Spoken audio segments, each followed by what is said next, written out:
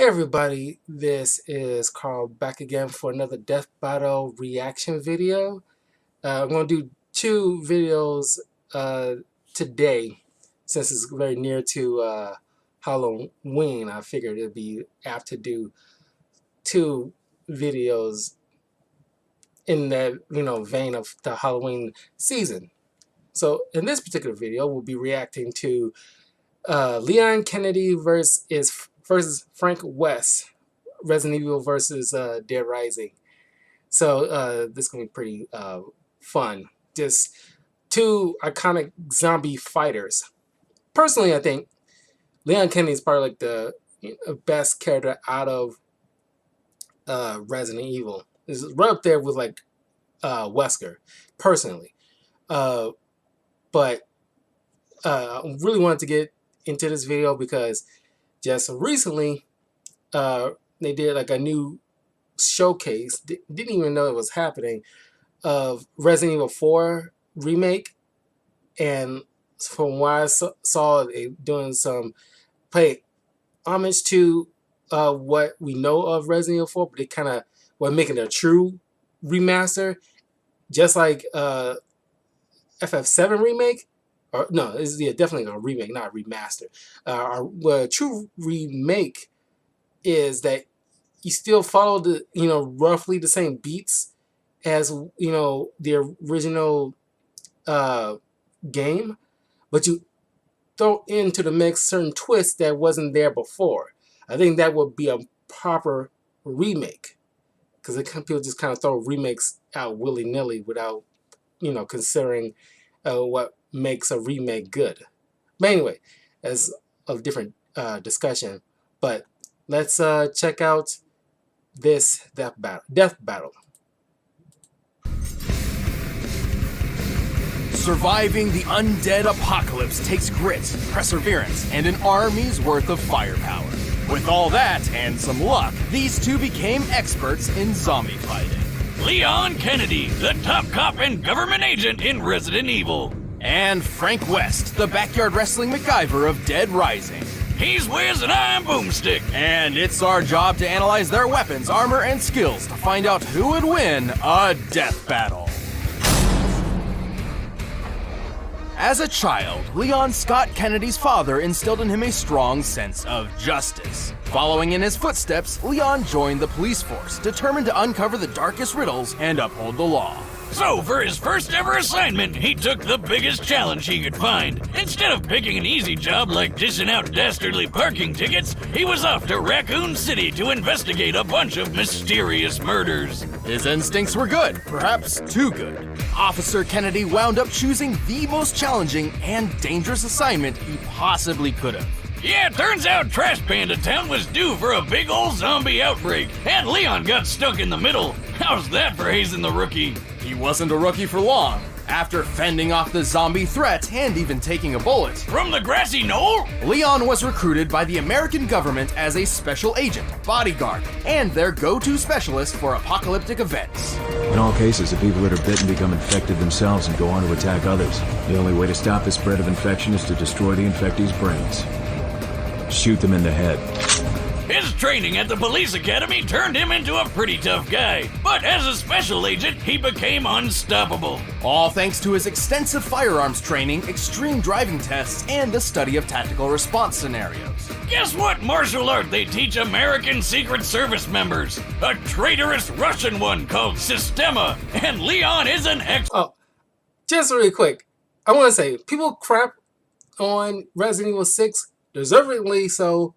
Although, it was the only game so far we actually get to see and play a game with Leon and Chris in it, and you get to see these two very good combatants duke it out, and it's like these two like almost like a stalemate as far as like their skill, even though Leon's probably a little bit more agile compared to Chris, who's a little bit more of like a bulky tank kind of guy, but that trailer is like people lost their mind. Like, oh my god, these two just going at it. It's super fun.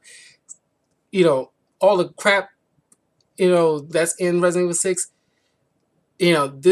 That part I love to death. expert at it.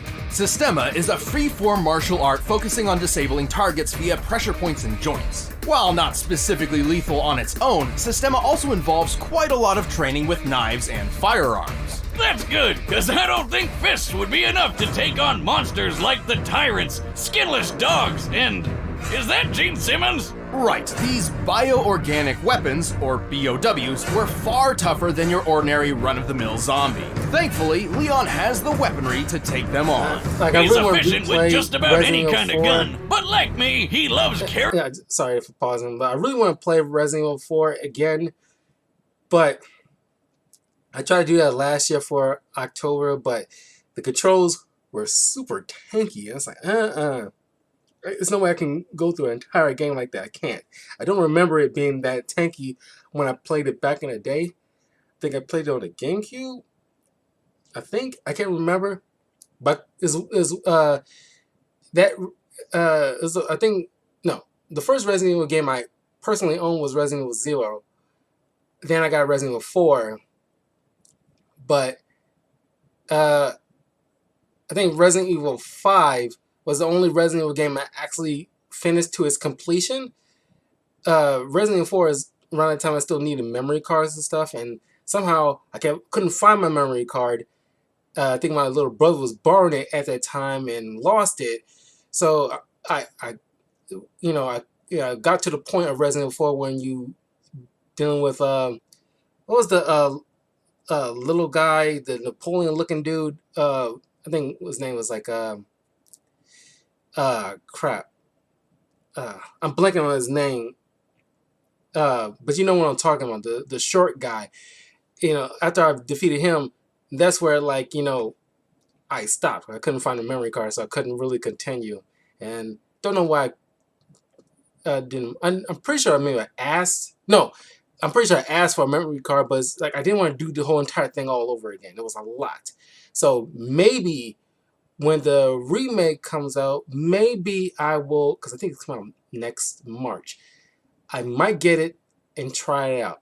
Maybe not right away, but because I'm not much of a horror guy, but Resident Evil 4 is one of the greatest video games of all time. It's right up there to like GoldenEye and Arkham City as far as like incredible games. Carrying around his favorites, including the Silver Ghost, a unique pistol specifically designed for him. He's also got a modified 50 caliber Desert Eagle Magnum, a gift from his father. Lucky bastard. All I ever got from my dad was a sore cheek. While he has no problem dual-wielding handguns, Leon is extremely proficient in dealing damage with heavier weapons, such as the M203 grenade launcher or his ludicrous rocket launcher special. This red-tipped wrecker of an RPG is far more powerful than an ordinary propelled grenade. The gun itself looks similar to a classic RPG-7 model, first used as an anti-tank weapon by the Soviet Union. Since the red grenade is so deadly, it's probably a thermobaric explosive booster, which can launch over 600 feet for a 60-foot wide explosion. That's more than enough to take down one of those bow wows. Leon has plenty of experience with hand grenades, rifles, flamethrowers, etc., but one weapon stands above them all: his knife. They say you eat with your eyes first. But man, Leon Kennedy's amazing. I love Leon Kennedy. Best Resident Evil character ever. Man, all that looks so good. God, I hate these 15-second ads. Couldn't even skip over them.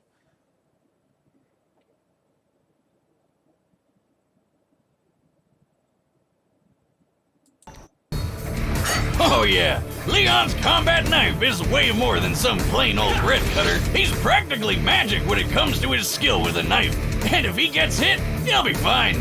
Probably. I mean, he's wearing lightweight level 3 tactical body armor, which can stop bullets from a magnum and even some rifles. If he does take a hit, he's carrying some healing herbs, which he can also take a hit from, if you know what I'm saying. He's not snorting drugs, Boomstick. Healing herbs have a history of being applied as an aerosol spray or ground up within paper. Well, once Leon became the government's numero uno answer to all their zombie problems, he was stopping outbreaks all over the world. He had to pull off some awesome feats to do it. He even had to make some horrible sacrifices along the way. Like that poor Ducati.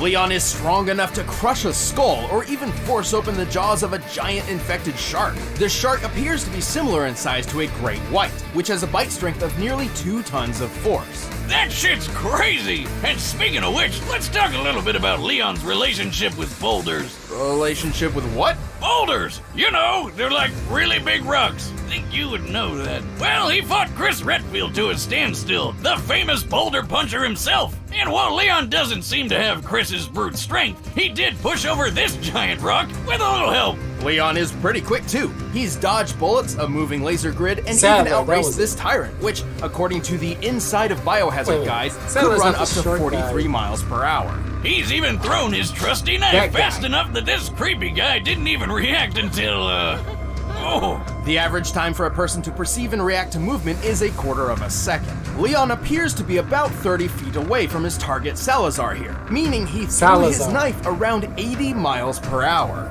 The average speed for most world-class knife throwers is only 35 miles per hour, so he's more than double that. Leon is tough, having survived blows from various large and burly BOWs. He even matched the strength of Umbrella agent Jack Krauser. Krauser was strong enough to perform a 30-foot vertical jump. Generally, men can pull off a 2-foot vertical jump at most, making Krauser potentially 15 times stronger than the average man. At this point, let's just say that Leon is basically superhuman. It's like he has 0 weaknesses. Au contraire, Boomstick, Leon has his fair share of baggage. He's pretty gullible, oftentimes tricked by those wilier than himself. Go. Save yourself. Is it just me, or does everybody always ignore what I say? Like her? You think he just might be trying to get laid? Lord knows I've done a few dumb things on that quest. I don't know about his chances, though, rocking that hairdo. But after more than 15 years of nightmarish catastrophes, Leon's mental state has become more fragile and more reliant on alcohol. Ah, you and me both, pal. He always needs a little chaos in his life, and when it comes down to it, that's what makes him such a friggin' badass. Better try a new trick, cause that one's getting old. Upon first impression, Frank West seems to just be your average journalist, but he's far more than that. I'll say, he's covered wars, you know. As a photojournalist, Frank will regularly go far beyond the call of duty to Sucker uncover puss his the next president. big scoop. It was this ironclad determination which led him to a mall in the town of Willamette, Colorado, where he found the zombie apocalypse. What? Did you just say zombies? But Frank's down to rough up dozens of zombies every now and then. And with his wrestling history and battlefield experience, he's got the skills to do it. Played a little Despite bit of never Dead having fired a Rising gun at 1, another person but before Willamette, Frank first discovered Dead he's a Rising game that natural I when it played comes to firearms. Personally, He's just handy with completion all sorts of was guns, Dead like Rising 3. pistols, shotguns, machine guns, and a beautiful minigun.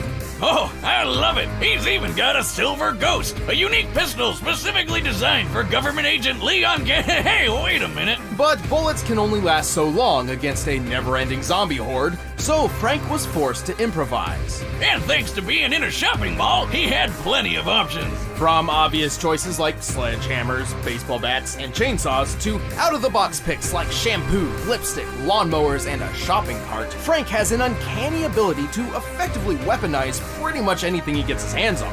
Garbage, toys, food, you name it. This guy does not overlook anything's death-dealing potential. He even uses his camera flash as a weapon. His primary camera appears to be a Nikon D100, which has a flash color temperature of 6000K, or crystal white. When used up close, it's nearly as effective on the eyes as a flashbang grenade. Anyway, Frank survived the zombie horde with flying colors. His next step was obvious.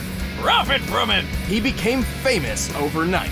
He was named the Hero of Willamette, hosted a TV show, and scored all sorts of endorsements. His love of using baseball bats to smash zombie skulls in even landed him a great commercial deal with Deadwood Pro Baseball. Damn, so he's making tons of money off of killing people. My dream. I know, right? All these zombies were technically people once, so when you really think about it, this whole situation is pretty Freaking awesome! Ah, living the dream, buddy. You earned it. Anyway, fame is a fickle mistress, and it wasn't long until Frank's 15 minutes of fame were cut short. Yeah, the last He eventually Dead Rising became a game college didn't teacher, do but well. not before several I more initially- encounters with the my- undead kind. When And the- E3 of that year before, or 2 years before the last Dead Rising game came out, it seemed like, oh my god, like Christmas, you know, with Dead Rising, and like, okay, we get to play Frank West again. Once I saw other people play in those walkthroughs, it's like, nah, not for me. The more he fought him, the more creative he got about it. Frank's greatest asset is his impressive ingenuity. With nothing but his blood, sweat, and tears, And a shitload of duct tape, Frank perfected the art of combination weapons. like the paddle saw, where he took a kayak paddle and strapped on a couple chainsaws for a rip-roaring good time. The Electric Crusher is an invention combining the power of a car battery with the weight of a sledgehammer, crafting a Mjolnir for mortals. The Blitzkrieg is a freaking wheelchair powered by a car battery, firing machine guns all over the place. Stephen Hawking could have even beat death with that. He can make a laser sword by sticking a gem into a flashlight. Don't ask me how. And the Reaper is the unholy union of sickle and samurai sword.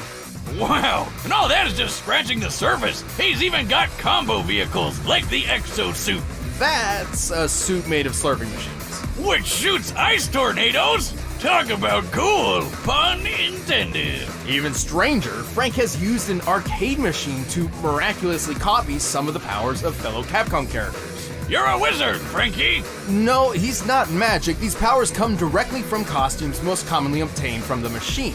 For example, he can don Ryu's ki to perform hurricane kicks, or Mega Man X's armor complete with a Mega Buster. You are what you wear. Speaking of costume changes, sadly, Frank eventually was caught by zombies and wound up becoming another mindless slave of the undead horde. But it's okay, he got better. Frank has pulled off a lot of impressive feats. Despite having little formal training aside from maybe a 3-day combat journalist crash course, he's killed hundreds, maybe thousands of zombies, giving him one of the highest body counts in video game history.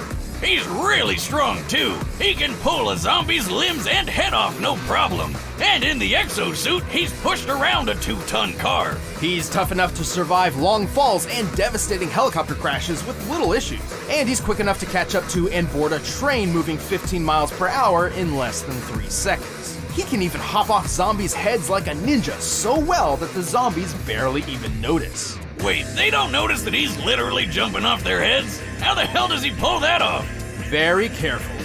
But Frank has fought more than just mindless zombies. Yeah, like some crazy clowns with chainsaws and a freeze gun, and plenty of other psychomaniacs. This is my stuff! Including Lance Corporal Calder, the world's first intelligent soldier zombie. Also, I think it's important to note many of these feats were performed in a span of 72 hours with no sleep or rest. According to a study on sleep deprivation in 2010, an average human's physical and mental health begins to severely deteriorate after 36 hours of no sleep, resulting in disorientation and even hallucinations. And here I thought heavy drinking was the only way to legally hallucinate. Well, time to binge Netflix until I trip balls. Whether by inhuman stamina or just a shit ton of adrenaline, Frank was in peak condition for twice as long as he should have been. There's that journalist determination again. Sure, he may be a bit of a self-serving asshole, but he's pulled off the impossible more than once, even when he got into his 50s. Once a survivor, always a survivor. Snag your very own disposable DigiJeep disposable camera. 2 new IHOP lunch and dinner menu items. Yeah. I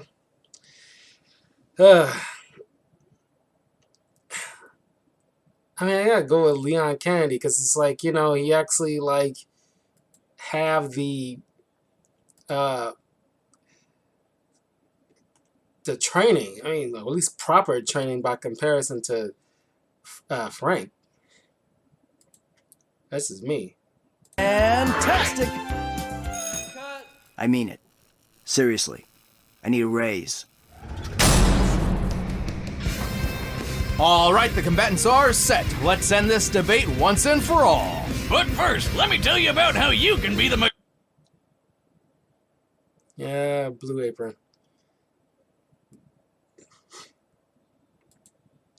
Maybe I'll try Blue Apron at some point. Now, it's time for a death battle! With the evacuation complete, state officials are prioritizing outbreak containment. Yet there are still reports of looters within the city. Who knows what these people think is worth braving certain doom to get? Sweet! Just what I was looking for. What are you doing? No one's supposed to be here. Never stopped me before, pal.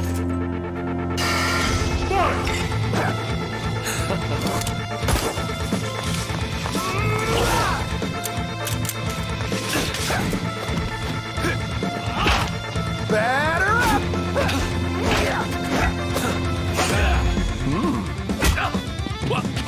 See you in a flash, buddy.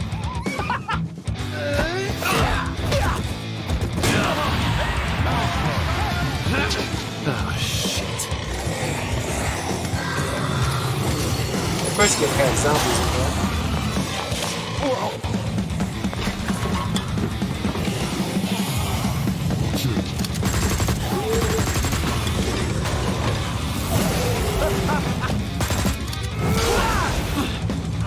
Fighting each other while fighting zombies. That is good.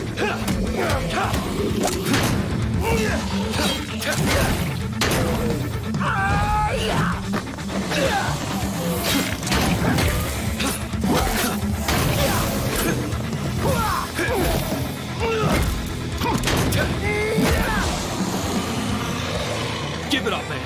You can't keep up with me. Wanna bet? I've covered wars, you know.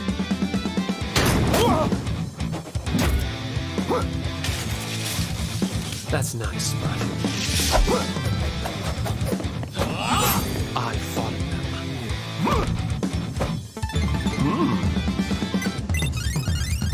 them. Lucky me.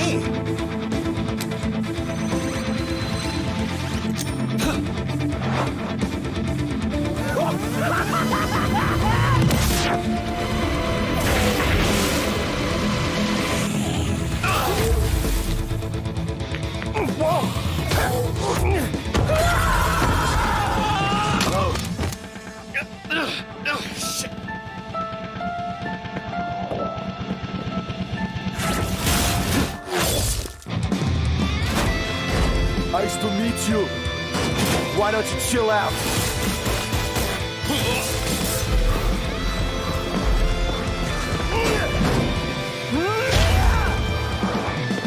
Here we go.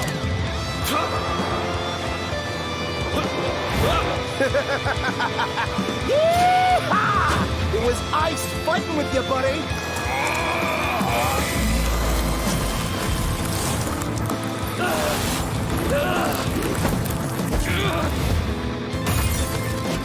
Game over.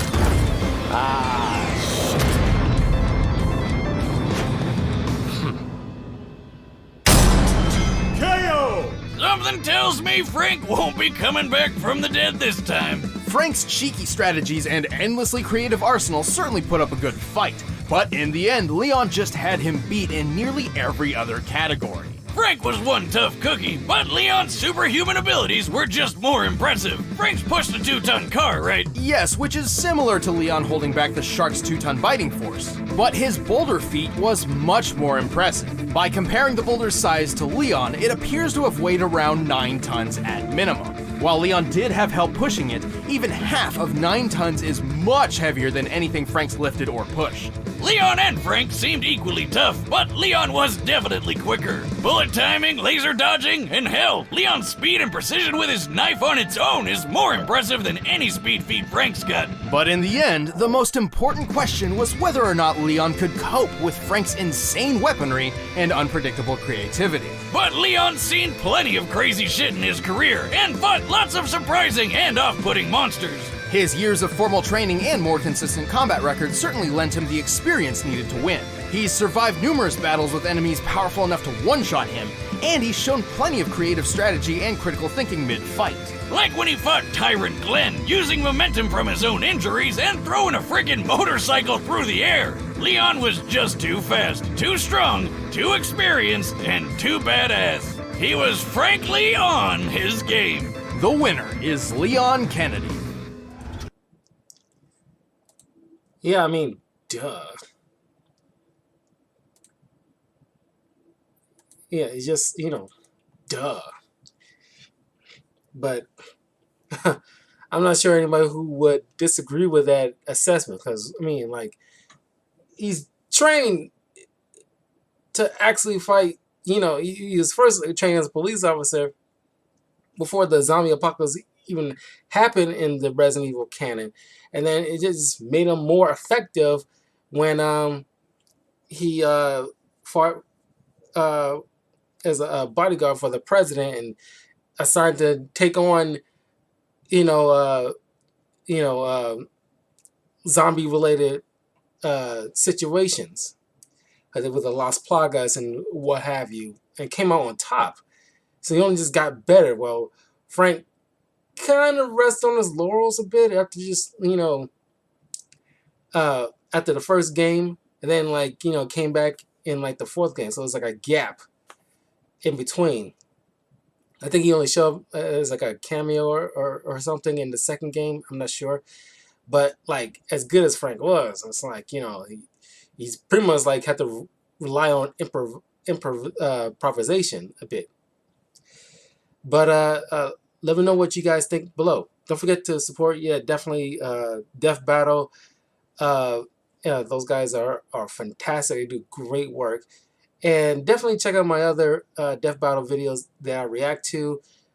A bunch of other videos I'm reacting to.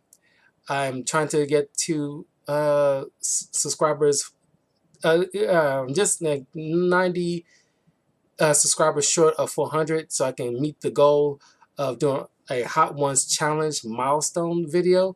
So let's try to get that up. I'm nearly there. And I want to thank you all for the massive support you've been giving me for the past couple of years since I started the YouTube and Twitch channel. That's twitch.tv/talkative Carl. If you ever want to watch me stream video games live and chat with me, definitely can through there. And follow me on my Twitter as @talkativecarl, so you'll know when I'm live and any new videos got going on, like my anime psychology videos, my chaotic lore videos from the Chaotic series and TCG, and movies, TV show, comic book reviews that I got up on the YouTube channel. You can definitely check that out. And yeah, I will see you guys in a little bit.